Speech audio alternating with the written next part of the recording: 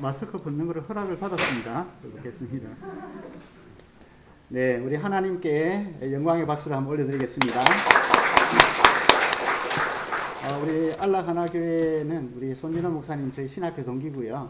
또 우리 정영균 목사님은 저희 교회가 개척될 때 같이 동력 설교 목사로 또 섬겨줬고, 또 우리 성훈 장로님은 무척산 기도원 가서 만나가지고 제가 굉장히 어려운 시기고 또 삶의 전환기에 있을 때 같이 기도하면서 또 은혜를 나누었고, 또 우리 교회가 세워질 때도 또 헌금도 해주시고 해가지고 참 인연이 깊고, 또 같이 마치 우리 교회 성도님들을 대하는 것 같이 우리 성도님들도 참 반가운 것 같고요. 또 우리 청년들이 헌신 예배하면서 이게 이런 주일 오전 예배에 이렇게 사회도 보고 또 기도도 하고 특송을 하는 모습 보니까 이 교회가 참 소망이 있구나 이런 생각이 들어요. 우리 청년들을 위해서 박수 한번 할까요?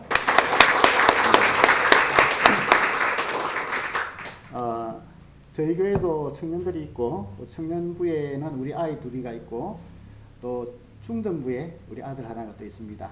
둘째하고 셋째가 띠동갑이거든요. 그래서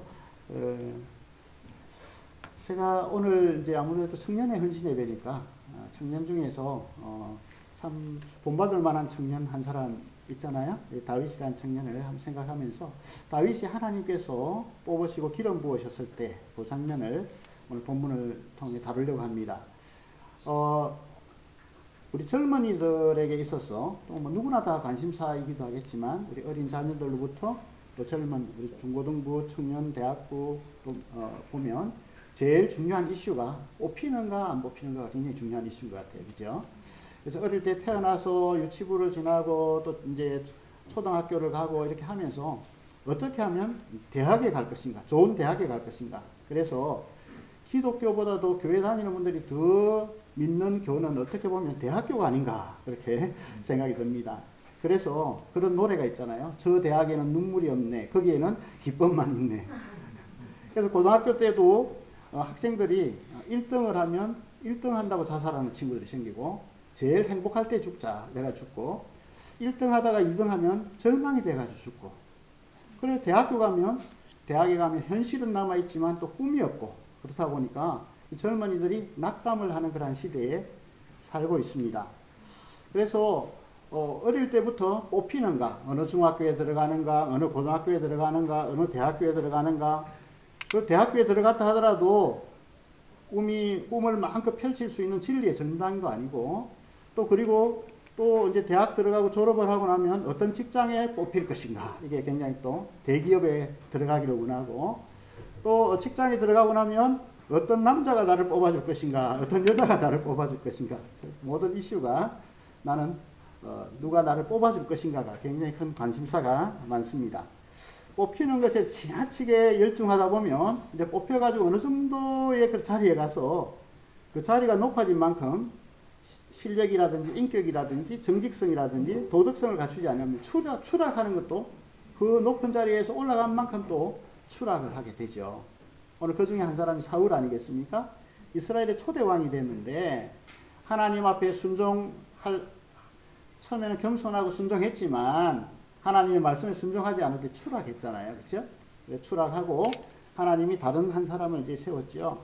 다윗이라는 사람이 뽑혔는데 뽑히지 않을 만한, 세상적으로 보면 뽑힐 것 같지 않은 사람이 뽑힌 거죠. 도저히 안 되는 사람이 뽑힌 거예요. 그래서 그 장면을 한번 생각해 보면서 세상이 볼 때는 별로 비천해 보이지만 하나님께서는 어떤 사람을 뽑고 어떤 사람을 세우는가, 여기에 우리가 초점을 두면 그것이 바로 영적이고 그것이 하나님 앞에 쓰임받을 수 있는 사람이라는 생각이 듭니다.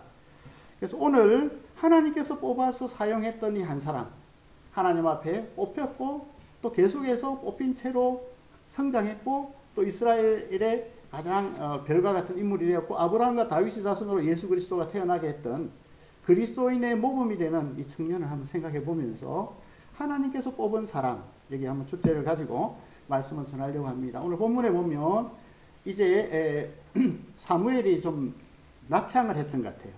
하나님이 뽑아 세운 그 사울이 하나님의 뜻을 저버렸기 때문에 이제 사무엘은 나이가 많이 들고 그래서 낙향을 해서 있는데 하나님의 음성이 들리기 시작했습니다.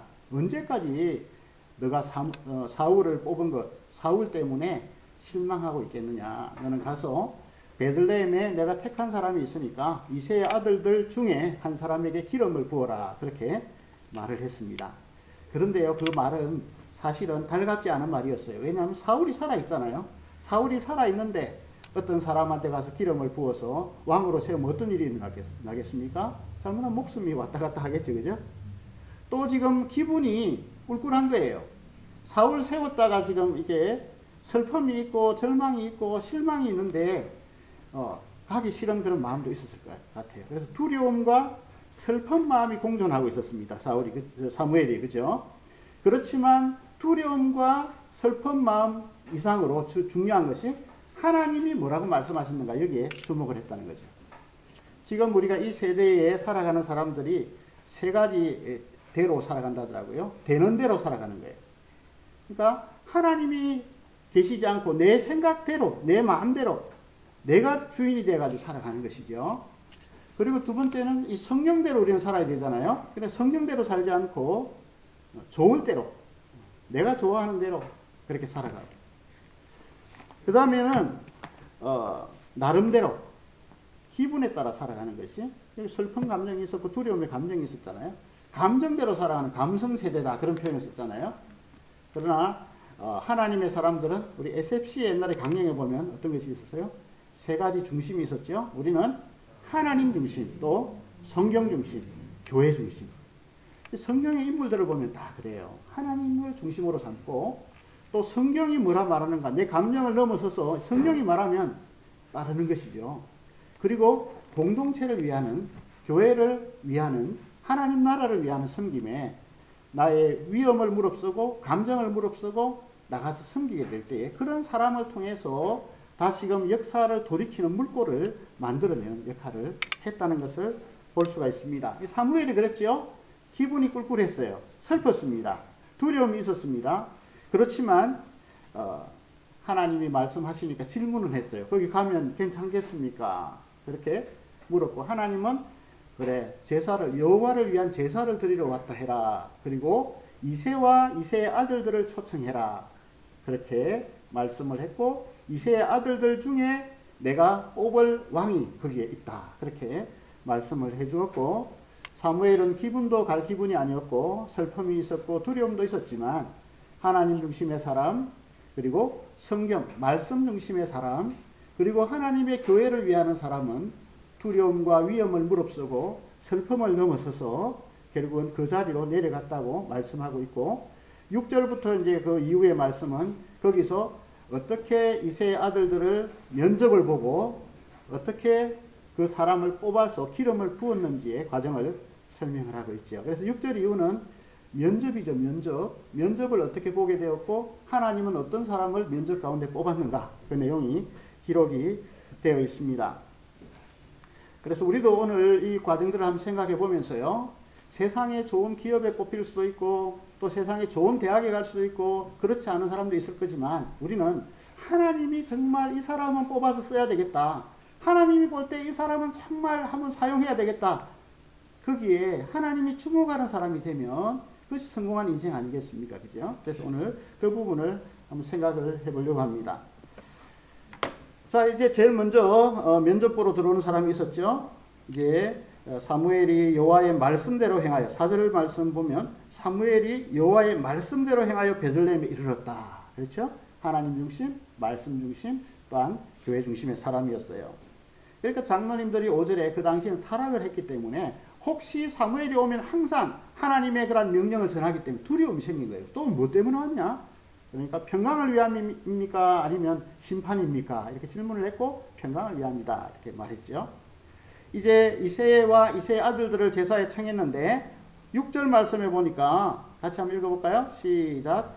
그들이 오매 사무엘이 엘리압을 보고 마음에 이르기를 여호와의 기름 부으실 자가 과연 주님 앞에 있도다 하였더니, 엘리압을 딱 보자마자, 엘리압이 뭐겠어요? 장남이잖아요. 일단 장남이 중요하잖아요. 두 번째는 장남인데다가 훤출한 키에다가 스펙도 뛰어나 보이고 인물도 아주 뛰어나 보였다는 거죠.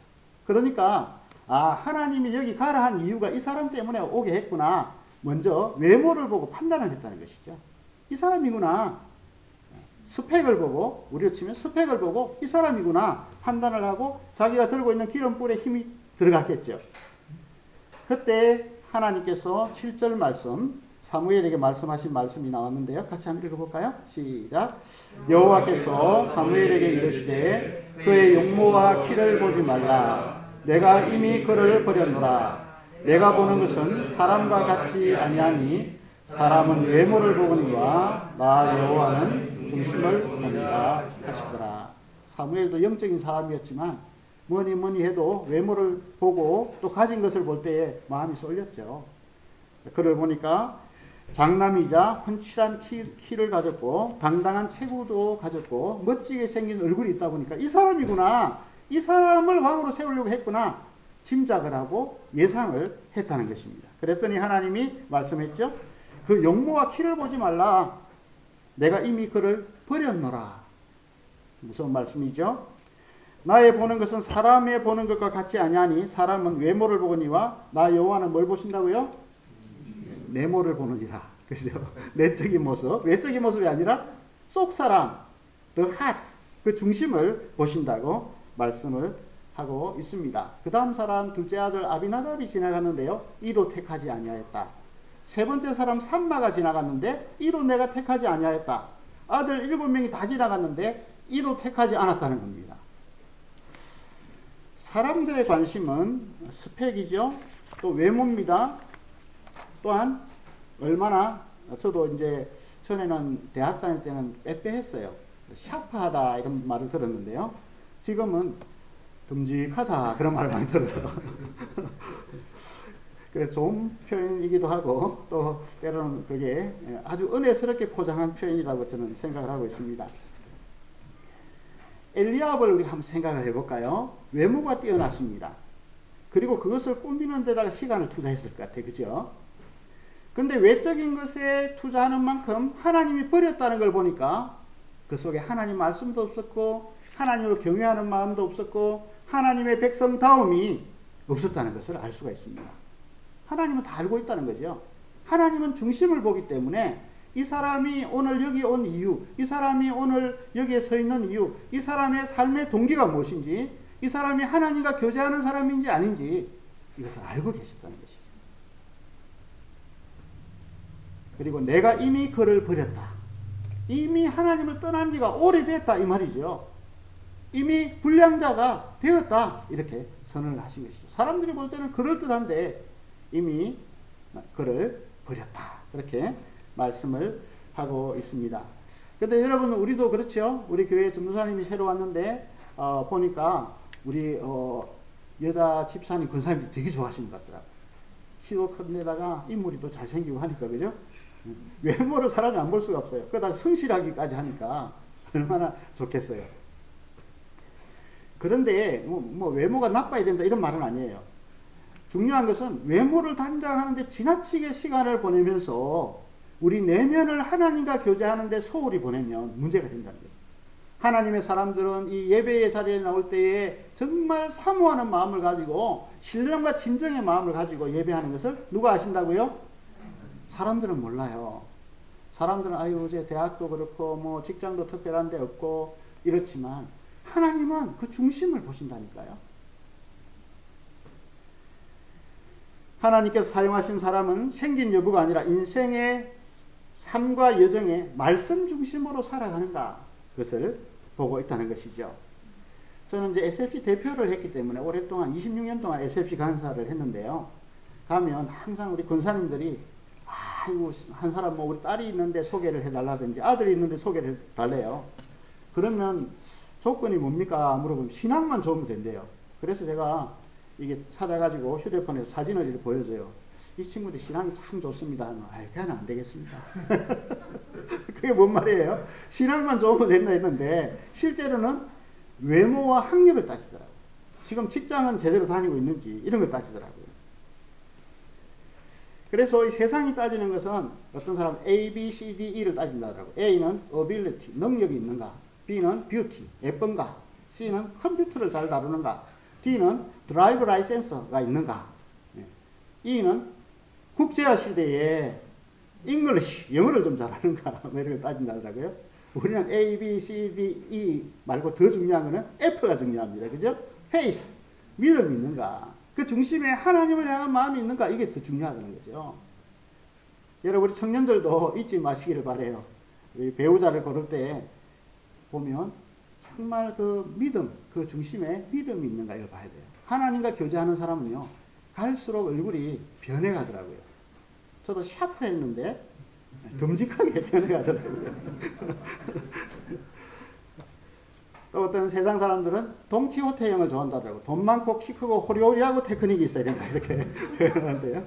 우리가 봐야 될 건 뭐라고요? 믿음과 성품도 중요하죠. 요즘 정서적인 면도 중요한 것 같아요. 그래서 제일 기근이 되어야 될 것은 하나님 중심의 사람인가. 성경 말씀을 정말 그 성경이 나를 읽는 것이 아니라 내가 성경이 나를 좀 읽어내는 사람인가. 그죠? 그리고 교회를, 공동체를 사랑하는 사람인가. 이런 것들을 볼 수 있어야 되겠죠. 하나님은 어떤 분이냐 하면 외모와 스펙뿐 아니라 중심을 보시는 분이라는 거죠. 여러분 그렇다고 완벽한 사람이 어디 있겠어요? 그죠? 너무 완벽한 사람 찾다 보면 없어요. 그러나 분명한 것은 우리 나침반이 그렇잖아요. 흔들리다가 그러나 북쪽을 향하잖아요.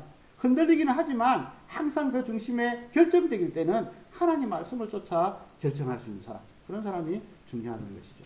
하나님이 지금 엘리압도 보고 아비나답도 보고 삼마도 보고 7째 아들 다 지나갔는데 이런 사람이 없었다는 겁니다. 그러니까 사무엘이 어떻게 했어요? 분명히 있다 했는데 하나님이 없으니까 답답하겠죠. 그죠? 그러니까 질문을 다시 해야 되겠죠. 네 아들들이 여기 다냐? 이렇게 물어보는 거죠. 그죠? 내 아들들이 다 여기 있느냐? 이렇게 질문을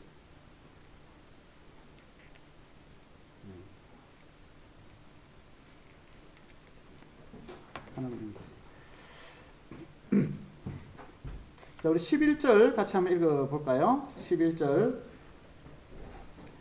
같이 읽어보겠습니다. 시작.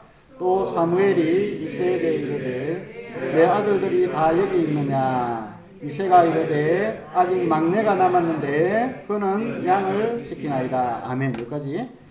내 아들들이 다 여기 있느냐? 이렇게 질문을 했어요. 그렇죠? 그렇게 질문하겠죠. 왜냐하면 하나님이 분명히 이새의 아들들 중에 있다 했는데 없잖아요 지금. 그러니까 내 아들들 다냐? 이렇게 질문을 한 것이죠. 그랬더니 그때서야 내놓는 와일드 카드가 하나 있죠. 막내가 남긴 남았는데 그 막내는 지금 양을 지키는 초란 일을 하는 그런 사람입니다. 스펙이 뛰어나지 않습니다. 그런 말이죠. NIV 스타디 바이블에 의하면 이새의 첫 부인에게 7 아들이 있었고 다윗은 암몬족 나하스의 전처내지 첩인 여자와 노년에 결혼하여 얻은 아들이다. 이런 표현을 쓰기도 합니다. 정확한 건 잘 모르겠어요. 그리고 이 막내라는 말은 막내는 어린 어떤 나이가 되기 전까지는 제사에 참여하지 못한다. 이런 말도 있어요. 그러나 분명하게 이새의 염두에 두지 않았던 아들 하나가 있었는데 막내가 있었다는 것이죠.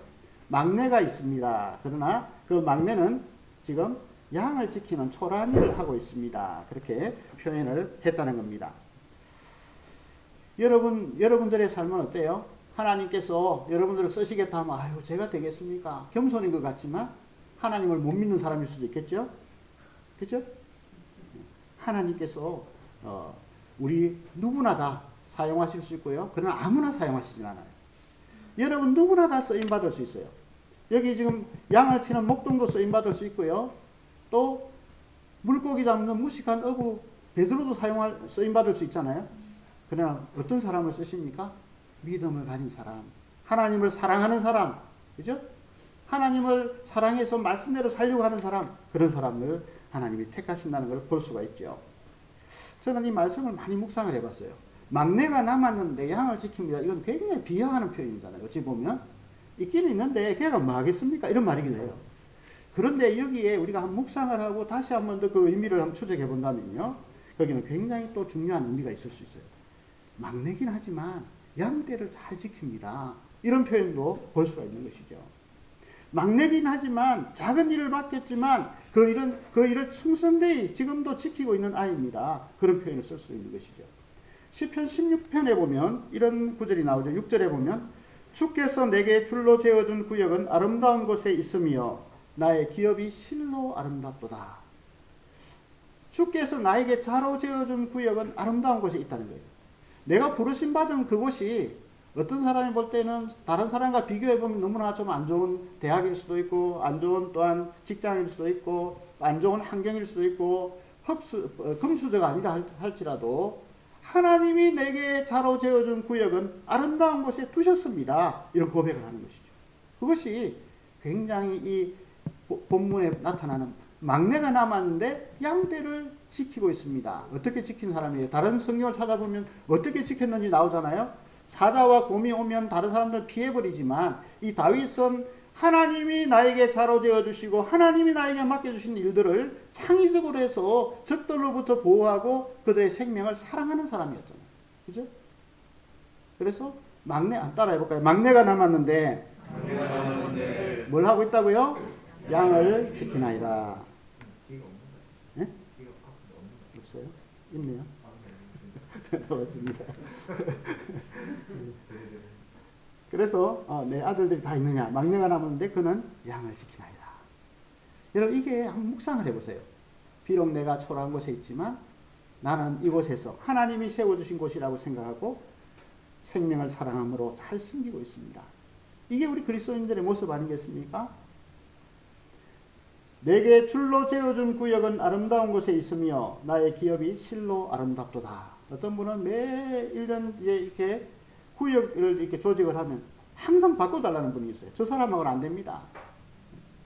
하나님이 나로 맡겨주신 그 구역은 아름다운 곳에 있다고 생각하고 거기서 창의적으로 잘 섬기고 거기서 생명을 만들어내고 공동체를 만들어내는 지혜를 달라고 기도할 때 그게 훈련이고 그 다음 너머에도 하나님이 쓰시는 것이죠.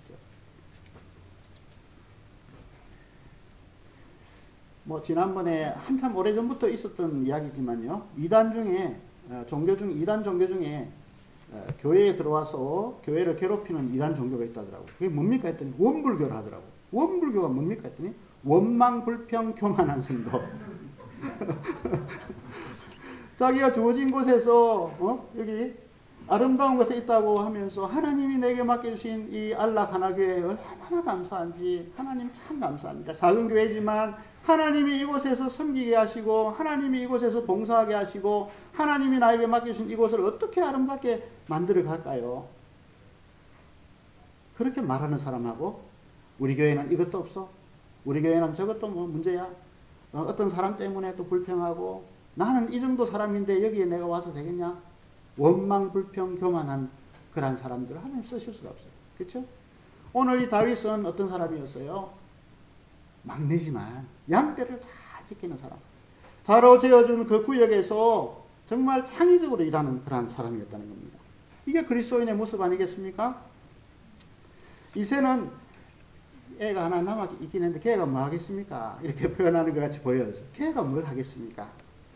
그런데 다른 형제들은 나름대로 외모를 꾸미고 스펙을 꾸미고 자신의 어떤 출세기를 자꾸 찾고 있는 반면에 다윗은 지금 맡겨주신 그 일들에 하나님이 맡겨주신 생명들을 돌보고 그들을 사랑으로 섬기고 있습니다. 이 말은 굉장히 중요한 말이고 그것은 예수님의 성품을 닮은 모습이라는 겁니다. 여러분 어떠세요? 열등감에 빠지는 사람 비교의식을 가지잖아요. 저도 이제 개척을 저도 했잖아요. 해가지고 지금 우리 교회를 지금 섬기고 있는데 이웃 교회를 보면 개척교회 하는 사람들끼리 또 비교를 하더라고요. 저는 얼마를 받아가지고 뭐 어떻게 했고 지금은 또 뭐 보조를 안 해주고 이런 식으로 이러다 보면 그 목회가 잘 될 수가 없어요. 그죠? 하나님이 여기 맡겨주셨고 하나님이 이만큼 주신 거 감사하고 이곳에서 어떻게 할까 이렇게 생각하면 거기는 뭔가 에너지가 나오는데 늘 불평하는 데는 도와주기도 싫고 거기에 사람들이 또 가지도 않죠. 다윗은 사람과 환경을 탓하며 열등감과 비교의식에 빠져 살아가지 않았습니다. 나는 왜 첩의 몸에 태어났다면 첩의 몸에 태어났는가? 나는 형들처럼 저렇게 외모를 꾸미면서 스펙을 쌓고 살 수 있는데 나는 왜 이 양떼를 맡겼는가? 나는 왜 형제들이 나의 친형제들이 없는가? 만약 이런 식으로 질문을 했다면 그도 원불교 교인이 됐을 거예요. 그렇죠? 그런데 그는 맡겨주신 그 처장에서 하나님 앞에 영광 돌리는 삶을 살게 되었다는 겁니다. 초라한 목장이었지만 세상적으로 보면 초라한 목장이었지만 자신의 양떼를 지키기 위해서 돌로 목표를 맞추는 훈련을 하고 창의적으로 어떻게 하면 그 양떼를 다른 사람보다 더 생명을 그 양떼의 생명들을 지킬 수 있을까를 생각하면서 그 일들을 했다는 것이죠. 그때는 잘 몰랐지만 그렇게 준비됐던 그 삶이 나중에는 골리앗이라는 거인 앞에 갔을 때 어떤 마음이 들었을까요? 하나님 앞에 기도하고 너는 창과 칼로 나에게 나오지만 나는 여호와의 이름으로 나간다면서 그죠? 곰을 맞춰 죽여본 경험, 사자를 맞춰 쫓아내본 그 경험이 있다 보니까 골리앗을 볼 때 어떤 생각이 들었을까요? 그 당시 싸움은 칼과 창으로 싸워야 되잖아요. 덩치의 싸움이었잖아요. 그런데 이 다윗은 생각해냈던 신종 무기가 있었어요. 물맷돌이죠. 물맷돌 가지고 골리앗을 보니까 너무 쉬운 거예요. 맞추기 너무 쉬운 거예요. 커서. 그죠? 얼마나 맞추기 쉽겠어. 덩치가 크니까 막 그냥 던지면 맞는 거지. 그죠?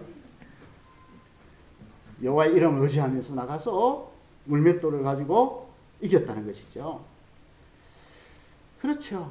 그게 참 필요한 것 같아요. 다윗은 하나님을 신뢰하면서 창의적으로 영혼들을 섬기는 일을 하니까 하나님이 계속해서 복을 부어주시고 그 작은 일에 쓰임받았던 것이 또 크게 쓰임받고 쓰임받는 거예요. 저도 교회를 개척하면 저는 SCP 대표 간사였으니까 막 사람들이 몰려올 줄 알았어요. 안 오더라고. 집에서 모이니까 더더욱 안 오는 거예요. 그때 제가 이제 또 작은 교회고 이제 조금씩 이제 사람들이 생기는데 어떻게 해야 될까 고민을 하는데 아침마당을 딱 이렇게 보고 있는데 아침마당에 어떤 사람이 창업을 하는 사람이 나타났더라고요. 여러분 청년들도 앞으로 뭐 창업하는 분들 생길 건데요. 창업을 하는 사람이 이런 이야기를 하더라고요. 슬로우를 가지고 이렇게 이야기를 했어요. 창업을 할 때에 보통 사람들이 생각하는 것은 스피드, 빨리, 그리고 라지, 큰 것을 뭔가 이루고, 그리고 오버, 힘에 넘치는 일을 하려고 하고, 그리고 윈도우, 창을 여러 개를 내가 이것저것 다 해보려고 한다. 그러니까 결국은 실패한다. 그런데 슬로우, 그 밑에 보면 한번 읽어볼까요? 시작. Small, long, original, and weed. 그죠? 그래서 작지만 오래 가고 그리고 독창적이고 그리고 함께하는 일을 할 때에 창업이 성공할 수 있다 이러더라고요. 그래서 제가 하나님 저한테 주시는 말씀처럼 들었어요. 그래, 우리 들꽃교회가 작지만 오래 갈 수 있는 교회가 되면 좋겠다. 그리고 우리 교회만이 가진 특징을 좀 살리면 좋겠다. 우리 교회가 가진 특징은 뭘까? 이걸 좀 생각했고요. 또 하나는 위드. 우리 교회처럼 작은 교회가 많을 건데 이 교회들이 연합해서 하면 어떨까? 직분자 세울 때도 작은 교회 4군데를 모아가지고 직분자 훈련을 4교회가 조금씩 부담을 해가지고 그렇게 직분자 훈련을 했어요. 그렇게 하다 보니까 재미있는 거예요, 이게. 그러면서 조금 더 이렇게 세워져 가는 것을 보게 되었어요. 제가 이제 뭐 대표를 했다는 것 때문에 이제 교회에 뭐 청빙이 오기도 하고 또 어떤 목사님들이 추천하기도 했는데요. 저는 우리 교회가 제일 좋아요. 지금 하나님 맡겨주신 이 초장이 좋고. 그런데 제가 이제 거기 가지 않아야 될 이유, 이 교회를 내가 계속 작은 교회를 섬겨야 될 이유를 설명하니까 우리 목사님 한 분이 그러더라고요. 목사님의 교회는 목사님이 거기 계셔야 되겠습니다. 이러면서 목사님의 교회는 유람선이나 호화선, 여객선 이런 것이 아니라 예인선이 되면 좋겠습니다. 그런 이야기를 해주더라고요. 그래서 제가 목회에 굉장히 도전을 받았어요. 이 시대의 교회가 어떠할 수 있는가를 보여주는 모델로서의 역할을 할 수 있겠다. 부족하지만 그런 이제 비전을 가지게 되었습니다. 우리 여러분들이 이제 대학생들이 대학교를 졸업하고 취업을 할 때도 의미가 참 중요한 것 같아요. 하나님 앞에 내가 어떤 의미를 가지고 내가 세워진 이 자리를 만들어 갈 것인가. 나는 우리 가정을 또한 세워갈 것인가. 또한 나는 어떻게 이성교제를 할 것인가. 나는 우리 교회 공동체를 어떻게 세워갈 것인가. 저희 교회도 좀 우리 자녀들한테 미안한 게 이제 아이들이 많지 않잖아요. 그렇다 보니까 항상 형아가 돼가지고 뭔가 이끌어 가야 될 그런 이제 일을 했어요. 그러다 보니까 힘들었는데 그래도 우리는 SFC로 보냈어요. 대학 들어가 무조건 SF 들어가라 했더니 거기서 많은 걸 배웠고 거기서 우리 딸은 이제 3월달에 결혼하는데 거기서 신랑감을 찾고 그리고 거기서 받은 훈련을 가지고 교회 와서 섬기고 이렇게 하면서 이게 순환이 일어나더라고요. 사랑하는 우리 안락 하나교회 성도님 그리고 우리 청년 여러분, 하나님이 하나님의 사람은 부르신 곳이 어디든지 원망하고 불평하고 내가 어떤 사람인데 교만하기보다는 창의적으로 하나님이 주어진 곳에서 영혼을 섬기고 사랑하는 일을 하다 보면 하나님이 그것을 기뻐하시고 그 중심을 기억하신다는 것을 꼭 기억했으면 좋겠습니다. 불평하고 원망하기보다는 거기서 할 수 있는 일들을 하나씩 하게 될 때에 하나님이 눈을 띄워주시고 또한 우리에게 의미를 깨우쳐 주시고 은혜를 주신다는 것, 그것을 꼭 기억하면 좋겠습니다. 그래서 저는 이렇게 사는 게 참 너무 멋있긴 한데 이 삶의 원동력이 어디서 나올까? 이런 에너지가 어떻게 나올까? 그죠? 우리 손진원 목사님들이 교회 개척에 생각이 많을 거예요. 그런데 이것을 계속 끌어갈 수 있는 힘이 어디서 나올까? 세상 사람들은 다른 어떤 자기의 스펙을 쌓고 어떤 위치를 쌓고 모으는 것에다가 초점을 둔다. 우리는 하나님 나라를 세워가는데 에너지가 어디서 나올까? 다윗은 어디서 이 힘을 얻어서 이렇게 했을까? 그것을 한번 생각해 보려고 합니다. 초라한 목장에서 양떼를 그렇게 창의적으로 섬길 수 있었던 이유는 어디에 있을까? 오늘 어쨌든 10절 우리가 11절 읽었죠. 그죠? 12절 말씀을 같이 한번 읽어보겠습니다. 12절 시작. 이에 사람을 보내어 그를 데려오매 그의 빛이 붉고 눈이 빼어나고 얼굴이 아름답더라. 여호와께서 이르시되 이가 그니 일어나 기름을 부으라 하시는지라. 사람을 보내서 데려왔는데요. 이게 좀 성경이 좀 너무 좀 이게 잘못 적은 거 아닌가 싶어요. 데리고 왔는데 씻겨서 데리고 왔겠습니까? 체구가 뭐 그렇게 크지 않고 똥냄새가 나고 옷도 초라한 옷을 입었더라 이렇게 돼야 되잖아요. 그죠? 이게 실제적이잖아요. 그런데 오늘 여기 다시 한번 보면 이에 사람을 보내어 그를 데려오며 그의 빛이 붉고 눈이 빼어나고 얼굴이 아름답더라. 꾸며서 나오는 게 아니고요. 이것은 뭐에서부터 나왔을까요? 하나님과 교제함을 통해서. 여러분 은혜 받으면요 얼굴이 바뀝니다. 그죠? 은혜를 받으면 말이 바뀌고요. 은혜를 받으면 표정이 바뀌는 거예요. 우리 찬양 중에 있잖아요. 찬양이 언제나 넘치면 은혜로 얼굴이 환해요. 성령의 충만한 모습을 서로가 느껴요. 할렐루 할렐루 이렇게 찬양이 나오잖아요. 그죠? 여기 보면 은혜가 넘치고 찬양이 넘치고 감사가 넘치고 사랑이 넘치고 기도가 넘치면 얼굴이 환하게 빛이 나는 것이죠. 그럼 옆에 있는 분 한번 얼굴 한번 보실까요? 은혜로 얼굴이 빛이 나나요? 한번 이야기 한번 해주세요. 옆에 있는 분 오늘 아침에 싸우고 오신 분도 있을 수 있어요. 얼굴을 보니 한번 따라해 봅시다. 얼굴을 보니 은혜로 얼굴이 환합니다. 우리 여러분들 보니까 은혜 받아서 얼굴이 환하신 것 같아요. 이런 사람은 은혜가 있으니까 어디에 갖다 놔도 기쁜 거예요. 그렇죠? 저는 이제 처음 사회 갈 때는 저 시골에 아이들밖에 없는 교회 사례가 하나도 없는 교회였어요. 거기에다가 경남 저 삼천포 쪽에 있는 본촌 본래부터 촌인 본촌교회예요. 그런데 얼마나 기쁜지 모르겠어요. 교회도 그냥 그 스레트 지붕으로 돼가지고 거기 칸 하나 막아서 여기는 내 집이고 여기는 교회인데 아이들밖에 없고 어른들은 한 명도 안 다니는데 거기에 앉아있는 너무너무 기쁜 거예요. 하루는 거기 작은 방에 파리가 옆집에 소우리를 만들어서 파리가 얼마나 많던지 제가 방에 있는 문을 닫고 제가 장난기가 많아요. 방에 있는 파리를 다 잡았어요. 조그마한 방이었는데 그래서 세어봤어요. 108마리가 나왔어요. 그런데 너무 기쁜 거예요. 제가 그 교회에서 하나님이 보내신 곳에서 기도하면서 응답받았고 거기가 사역을 하고 있었고 너무너무 기뻤어요. 그래서 우리 집사람도 대학 졸업하자마자 뭐 모를 때 그죠? 직장 그만두고 사례도 하나도 없는데 직장 그만두고 들어오라 했어요. 페이스 미션 하나님만 바라보고 뭐 해보니까 뭐 이제 신학교 갔으니까 하나님 알아서 하십시오. 갔는데요 채워주시더라고. 하여튼 뭐 한 걸음 떼면 또 나오고 등록금도 다 냈어요. 은혜 받으니까 감사한 거예요, 그게. 은혜 받으니까 그 아이들만 쳐다봐도 감사하고, 예, 밥을 해가지고 아이들 먹이고, 이거 또 설거지도 하고, 우물에서 물을 길어가지고 하고, 나중에는 그 뭐 보일러를 설치는 했는데, 연탄으로 하는 보일러를 설치를 했는데, 물을 그 위에 그 물통에다가 넣어서 해야 돼요.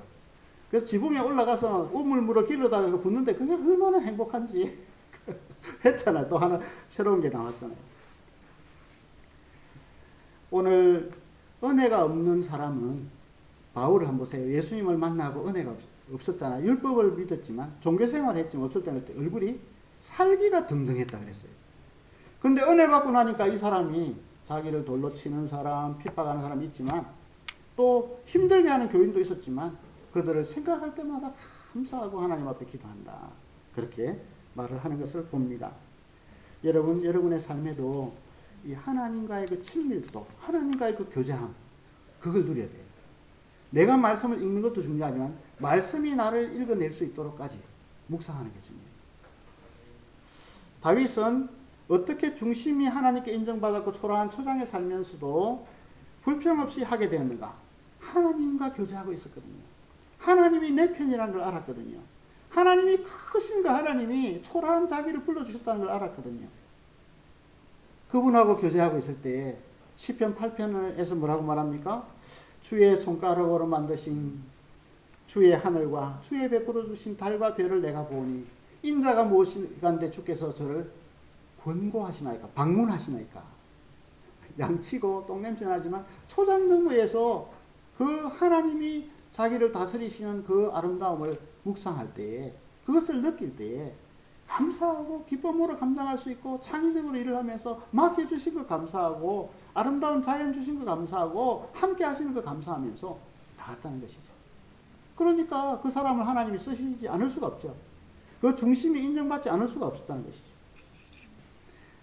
요즘 최근에는 밖을 한번 나가보세요. 차를 타고 가다 보면 그 은행이 노랗게, 그죠? 너무 예쁘게 되어 있잖아요. 저는 그걸 보면 노란 손수건을 생각해요. 노란 손수건이라는 책 그 있잖아요. 거기 보면 하나님이 내가 너를 다 용서했다, 내가 너를 사랑한다, 이렇게 제가 느끼고 감사합니다 하나님, 이렇게나 나를 사랑하시고 환영해 주십니까? 아마 다윗도 그렇지 않았을까 싶어요. 하늘의 해를 바라보면서 주께서 베풀어 주신 그죠? 해와 달과 별들을 바라보면서 하나님이 나와 함께 하신다 찬양을 하면서 보냈다는 것이죠. 그래서 시편 23편 1절 여러분 잘 아시죠? 여호와는 나의 목자시니 내가 부족함이 없으리로다. The Lord is my shepherd. 여호와는, 주님은 나의 목자십니다. I have everything. 나는 모든 것을 가졌습니다. I need. 내가 필요한 모든 것을 가졌습니다. 하나님이 내 편이신데 다른 거 좀 뭐 없다 하더라도 그 문제가 없습니다. 하나님이 나의 하나님이시고 천지를 만드신 하나님이 나의 아버지시고 그 하나님이 독생자 예수 아낌없이 주셨고 그 하나님이 나와 함께하고 계신다. 쥐가 있었는데 쥐가 고양이를 보면서 큰 소리를 치는 거예요. 쥐가 고양이 보고 큰 소리를 치는데 고양이가 쥐를 못 잡아먹는 거예요. 그럼 왜 그러나 보니까 쥐가 사자하고 친구가 돼가지고 사자가 옆에 딱 서 있으니까 꼼짝을 못 하는 거예요.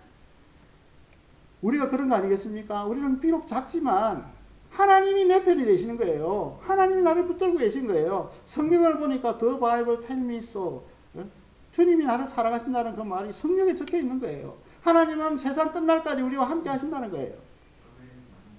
그런 놀라운 은혜가 내 속에 깃드니까 다윗은 양치는 목동으로 살아도 거기서 왕업을 행하고 거기서 예수님을 닮은 삶을 살아가고 왕이 돼도 거기서 예수님을 닮은 삶을 살아가고 아둘람 동굴에 빚진 사람, 가난한 사람, 억울한 일을 당한 사람 다 모여도 거기서 예수님을 닮은 모습을 가지고 살아가고. 왜요?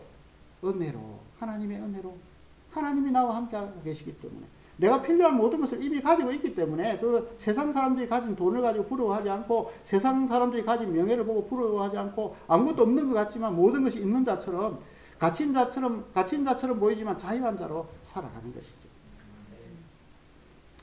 다윗, 이새의 아들들 중에 가장 보잘것없는 존재였습니다. 그러나 하나님과의 생명적인 교제를 가졌을 때에 그는 하나님이 이는 내 마음에 합한 자니 이에게 기름을 부어라 말했고 사무엘은 기쁨으로 그에게 기름을 부었습니다. 물론 왕이 되기까지는 20년이 더 걸리는 세월이었지만 다윗은 어디에 있든지 어느 곳에 세웠든지 부르심을 받은 그 자리에서 왕업을 행하는 사람이 되었다는 것을 볼 수가 있습니다.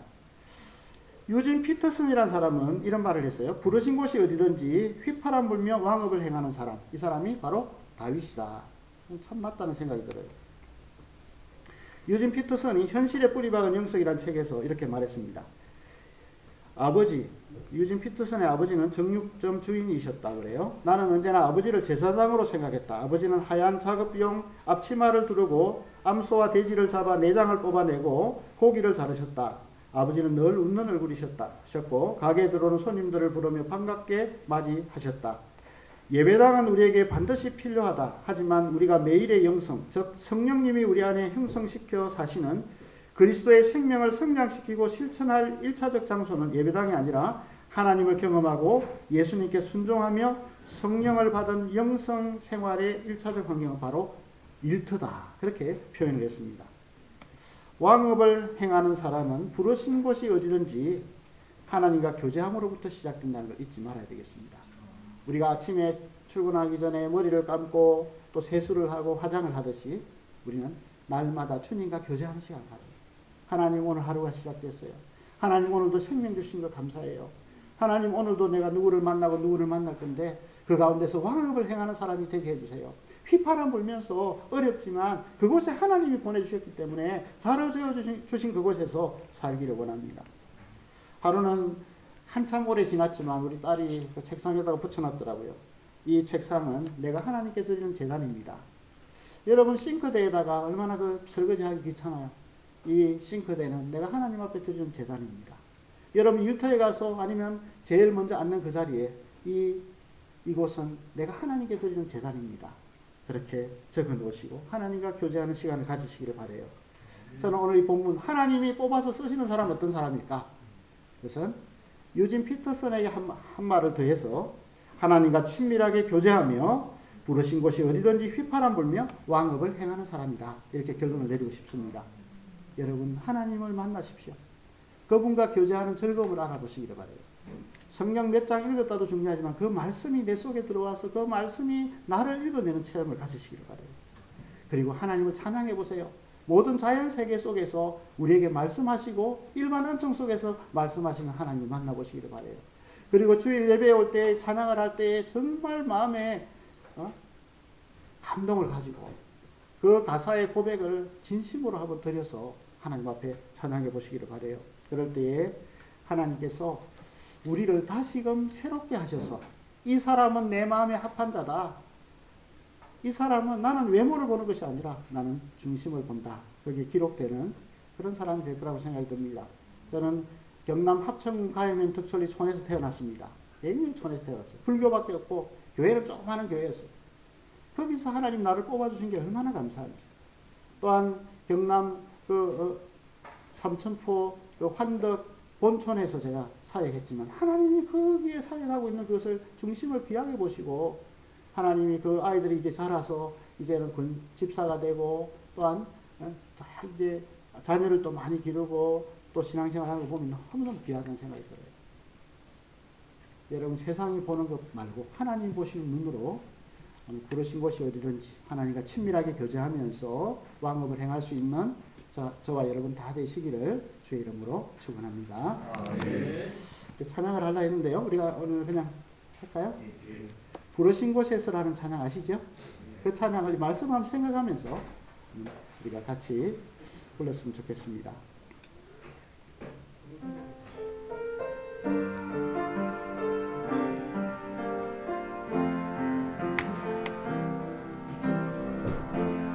다시한 성령님 마음으로 보내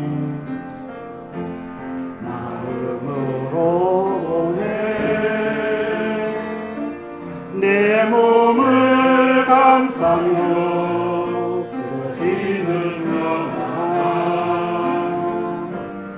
만족함을 느끼네. 부르신 곳에서 나는 예배하네. 어떤 상황에도 나는 예배하네. 부르신 곳에서 나는 예배하네. 어떤 상황에도 걸어갈 때 길이 되고 내가 걸어갈 때 길이 되고 살아갈 때 삶이 되는 그곳에서 예배하네. 내가 걸어갈 때 길이 되고 살아갈 때 삶이 되는 그곳에서 예배하네. 나는 예배하네. 어떤 상황에도 나는 예배하네. 부르신 곳에서 나는 예배하네. 어떤 상황에도 나는 예배하네. 여러분 이 시간 우리가 뜨겁게 통성으로 한번 기도했으면 좋겠습니다.